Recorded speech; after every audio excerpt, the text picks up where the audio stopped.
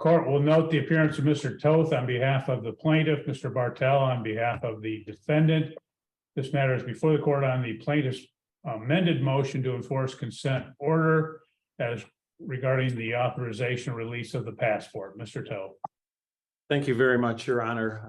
I think both parties agree on one thing. It's that the approval of both parties is necessary for either party to take the minor child out of the country where a passport for that travel would be necessary. And that's why we're here today. Your Honor, the minor child is 10 years of age. My client desires to travel with her to Japan from November 17th through November 26th. This will not interfere with Mr. Gardner's parenting time. The purpose is to enjoy a gift that was provided to both Amy, the 9-year-old, as well as my client, of 4 days at Tokyo Disneyland and a place known as Mario World Universal Studios. From what I understand, this Mario World Universal Studios is the only one in the world. Mario World is perhaps much like Harry Potter was to my kids. It's something that is attractive to young children everywhere, and that's the purpose of going. It's a vacation, and it was a gift. Your Honor, the objection in this case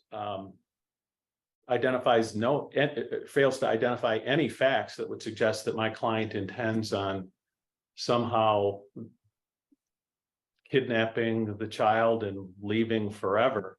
There's no evidence supporting that. There's many factual claims that are totally irrelevant to what we're talking about. I think what we're talking about here, is there any evidence that would suggest that my client has any ill plan to do something with the child? But there is no evidence supporting that. My client has been a citizen of the United States for 10 years. She's worked at Eurofin's lab as a senior chemist for 6 years. She owns her own home in Battle Creek. She has lived here for an extended period of time, and there's simply no evidence of any intent to do anything but go on a vacation. And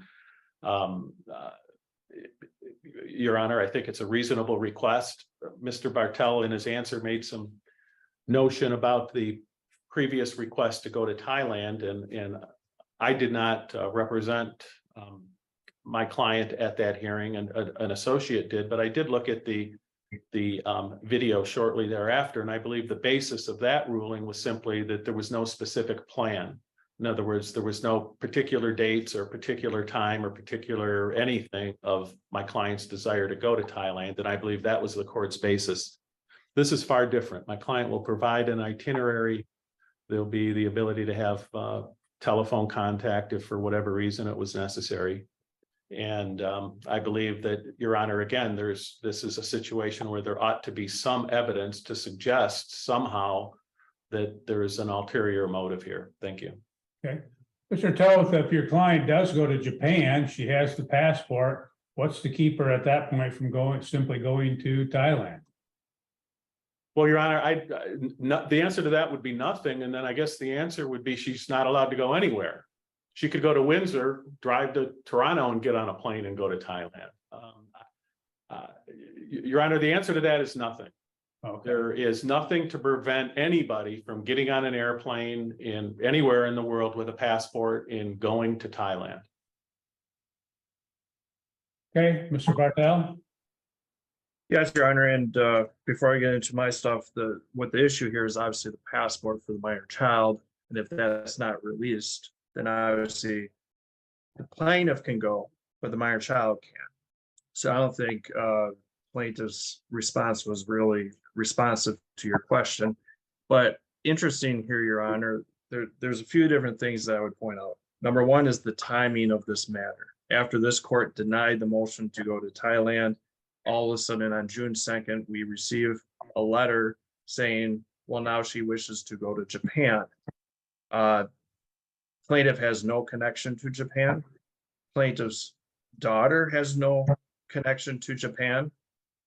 And it's interesting, Your Honor, in their motion, they never referenced this now, taking the minor child to these different universal parks that are so important now. Yet, just in the motion, they just say, we wish to go there. And then, as Mr. Toth pointed out, at least from their version, is the court had concerns about no itinerary, but yet they still don't put anything in their motion about detail. And the reason being is, if you look through paragraph 4 through 6, all they're referencing in there is still plaintiff's father. And so I think this is an end around, Your Honor, to go to either Thailand or really some other reason that we don't know. It just doesn't add up. Also, Your Honor, plaintiff will be taking the minor child out of school. She will at least be missing 3 days of school. We do indicate the history of the parties here, Your Honor, because it is important. It's important because plaintiff has not filed court orders in the past. And I don't need to detail all that.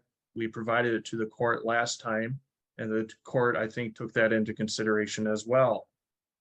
But she doesn't file the court orders, including going to counseling that was ordered by Judge Yost Johnson when she had the case for a little bit.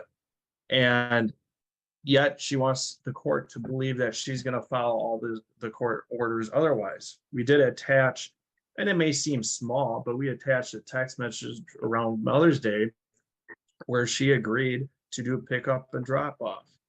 Then she forces my client to go back and pick up the minor child. See, she can't even follow simple agreements or orders, Your Honor. And there is nothing to prohibit her from going to Thailand or keeping the child if she's allowed to do this. If the grandparents, which, like I said, look through paragraph 4 through 6, I think that's the reason really here. If she wants them to see the grandparents, they can go to Washington. I don't think it's appropriate for this passport to be given to plaintiff, given her history. And as the court did note, there was no connection for about 8 years between the grandparents and the minor child. I think at the end of the day, Your Honor, this should be denied, given the lack of information provided by plaintiff and the circumstances here. Thank you.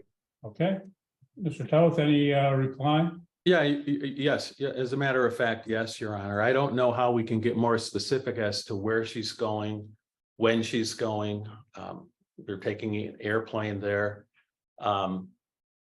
The whole factual claims of my client not following court orders, that's not before the court today, and that would be a contempt hearing. And my client, well, we would challenge those facts and those representations.